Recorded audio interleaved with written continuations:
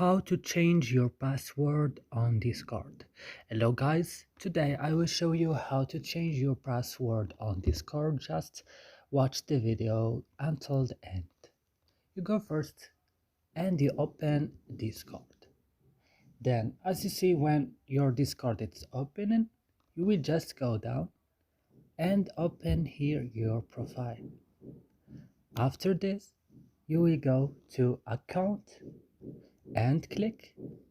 Then you will go to password and click. Then here you will add your correct password and here your new password. Then you will click change password and your password will change correctly.